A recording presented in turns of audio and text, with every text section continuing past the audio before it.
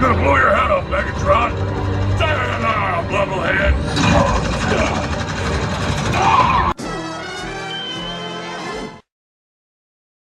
Hey, what's up interwebs? I'm that toy guy, and today I'm going to be taking a look at the Transformers The Last Knight Leader Class Megatron. So here he is, and we finally have a good Leader Class Megatron. I'm so happy. But anyway, let's take a quick look at the box. There's nothing really different than the Voyager box, because, you know, they're exactly the same on the front and on the sides. They are exactly the same. It's just on the back, instead of the Voyager box, you have a bio. So there's finally a bio on a Last Knight toy. Yay. That's cool. You get another terrible image of the toy, a terrible image of that toy, and it takes 30 steps to transform. That made a loud thud. So here is Megatron in his jet mode, and it is a very nice out-of-focus jet mode. It is a very nice looking jet mode. Again, it's the exact same thing as the Voyager, so there's nothing really new there. Okay, that is a bit of an issue, but I'll talk about that later on. But yeah, just looking at it right now, you got a lot of nice surface detail going on. You got some more of those Cybertronian tattoos. Again, if you have the decoders, you can translate that. I don't care. The weapon storage, though, is a lot better than the Voyager, because this sits a lot more flush to the actual spacecraft than the Voyager's knife did. But yeah, you got a huge mess right here at the back, which is kind of unsettling, but I'm a little okay with it. He does have the blatant feet sticking out of the wings again, and I guess that's unavoidable for Megatron toys now. Underneath, you can pretty much see how it's going to work. You got arms, chest, legs, yeah, hip skirts, and all that sort of stuff. He does have a fold-away landing skid, which is pretty cool. These ones, unfortunately, do not fold away, so they're still there. And yeah, this thing is huge. Like, the wingspan of this thing, it's massive. It barely fits in frame. My frame is crooked. There we go. It barely fits in frame. Here he is next to, Skydive. That's very, very tiny. And here he is next to the Voyager class Megatron. And again, this is still the superior figure. Even though I like the size of this is the superior one. And I know there's a knockoff you can get of this. It's bigger than this. Stupid crap thing. But I'm not spending $190 on a knockoff. So, yeah. Now, gimmicks. This thing has a couple of gimmicks. The first one is you push this button here and the cannon opens, and you pull this out the rest of the way, and there's a cannon on the front of the jet. Yay! A lot of people have issues with this thing, and it doesn't stay together very well. But I think I figured out a way to keep it, to make it stay. So right at the bottom here is the actual cannon. When you push the button, watch this when you push the button. It slides forward, thus releasing these two clips, causing this to spring out. This is always, you take that however you will, this is always loose. So what I would recommend is somehow deconstructing this. There's some screws in there and then some pins you got to pop out in here. And take this apart, maybe thicken up the sliders in there. Or you can just push this in, close this up, and then to make sure it's closed, just push that again a little bit. And then if you're messing around with this thing in jet mode, just make sure that that's pushed in all the way down here, and that'll keep this whole section locked into place, which helps. Now, he does have an opening cockpit there. It doesn't open very much, and don't try to stress it forward, otherwise you'll break it some more. And now, for accessories, he comes with this, which we'll talk about in robot mode, but he also comes with something really cool that I wasn't expecting to get on a mainline figure. He comes with effect parts. I love how these are starting to show up now on Transformers. He has effect parts. They're not the best, though. My grandfather, who loves the concept of all these, he loves the designs of these toys, said that these look ugly. And I thought that was really funny. But yeah, these aren't the best looking effect parts ever. But they can plug into the engines. Just like so. And you can have it spewing flames out of the engines, or You can, push the button and plug it in up front for some flamethrower action. But yeah, oh well. I kind of just leave these off to the side. I mean, they're not really useful to me anyways. But that's really it for the jet mode. There's not much it does. You got some yellow paint and some metallic blue and some white. It's very plain. It's not as... the colors aren't as good as the Voyager. Like you see, you got this very nice gold, translucent red, some more of the gold, and the gold on the wings. Here, it's just kind of bland. I mean, the paint job... He does have silver dry brushing, which is nice, but it's not done well. I mean, it's done by like a drunk 7-year-old or something. I don't know. It's not done very well, the silver dry brushing, and it only happens in jet mode on the nose cone. The rest of it has none of that dry brushing on it, so it looks off, and just the paint in general on this guy looks bland and boring. That's the biggest issue with his figures. It's just bland and boring. But anyways, let's get on to the transformation, and that's not bland and boring. So the first thing you want to do is you want to remove the sword. What even is this thing? I don't know. Remove that. Then you want to fold up landing skid, and then come back here and untab the engines from the back. Lift it up, and mine are incredibly loose. They are really loose. You want to unpeg these sections from the wings, and there goes that. Just bring it up and leave it out of the way for now. Take the legs and unfold them down. Fold up the thruster and flip this forward and rotate at the thigh. And there's the leg all done. So you just want to do the same thing on this side. Unpeg it. Flip it around. Oh, one thing I want to point out. I have a slight quality control issue on mine. I was given 2 left thrusters. Or 2... No, wait. What? Yeah, I was given 2 left thrusters. Because as you can see, the hook tab on the right foot here is facing the wrong way. It needs to be facing this way. So I got 2 left thrusters.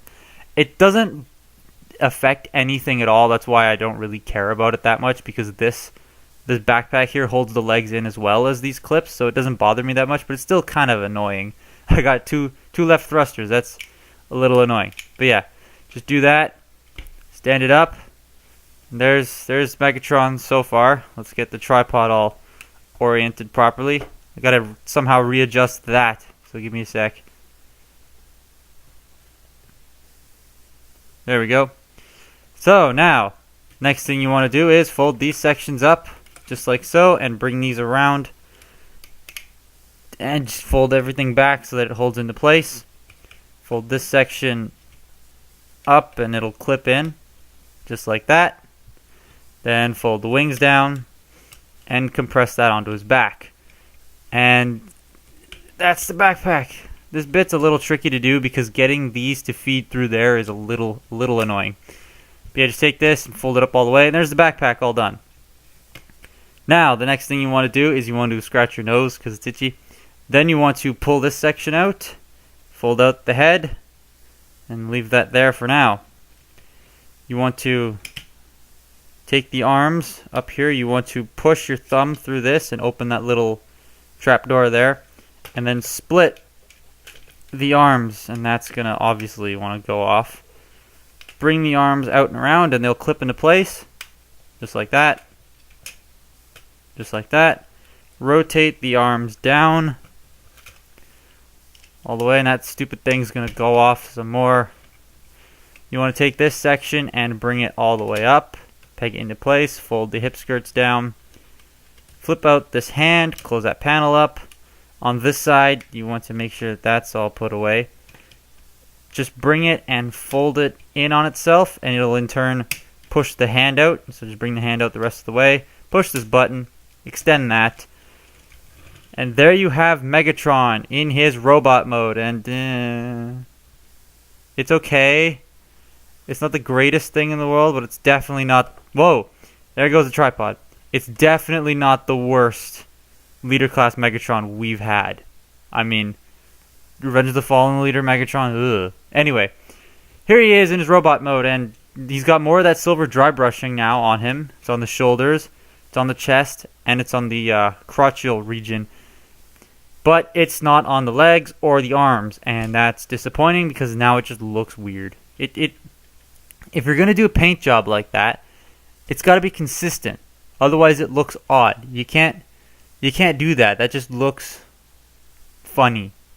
I mean, that's not how paint works. Anyways, getting in close here on his chest, on his head sculpt. He's got a very nice looking head sculpt. Again, my camera is being weird. I painted it red because, that looks better, because that's more movie accurate, and, I did it to the Voyager. But overall, other than the red mark, the head sculpt looks nice. It's very well done. You got the gritting teeth and the red eyes, and he does have the battle mask feature. You flip up that little handle right there, and booyah! There's his battle mask. And I painted the mask red as well. So yeah, that's the head sculpt. And overall, you do have a very nice sculpt on this figure. Very, very nice. But the paint work, again, is, as I've said before, is kind of sloppy, especially with the dry brushing. But yeah, his feet. But yeah, it's not the coolest looking Megatron ever. But it's still very cool. I mean, the first movie Megatron leader, I'd say, is the best. Then it goes this one. Then Revenge of the Fallen, because Revenge of the Fallen is... My English stopped working there. Revenge of the Fallen wasn't very good. So, for comparison, here he is next to Skydive. So you can see how he looks next to a Deluxe. Get out of here. Here he is next to Voyager Megatron. And, again, the superior figure over this one. But if you want a Megatron that's, like, sizable, for example, if you have, like, Hound here, post stop motion Hound, come on. This probably scales better with that than the Voyager, but this is the better figure of the two. And just for the heck of it, why not? Here is the Zeta Plus A1, because I just finished building it. Yeah, I don't know.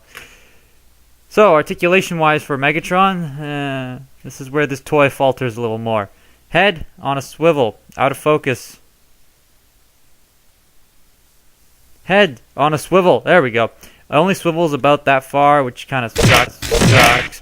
But anyways, picking it back up, arms do a full 360. They can go in and out. He's got a bicep swivel, elbow joint, wrist swivel. Nothing at the waist due to the way it transforms. Hip skirts can move out. The legs can ratchet forward and back on a very nice ratchet. But out is way too loose. Like, I'll stand him up here and just tap his legs. There he goes. And look, there's some more of my desk. My camera just kind of decided to turn around when he fell over. But yeah, his ratchets, especially this one, is just not loose. And it is loose, sorry. And it's a pin disc hinge. So those are very hard to get out instead of a regular pin hinge or a screw. So it'd be hard to fix, but it probably is fixable. Anyway, you have a thigh swivel here. You have a single jointed knee. Intentional single jointed knee, but due to transformation you have a double jointed knee, which is pretty cool. And another one of my least favorite parts of this toy. I hate shin pivot. This is not ankle pivot. This is at the middle of the shin. That's not where the ankle is. This is ankle pivot. This is ankle pivot. This is ankle pivot.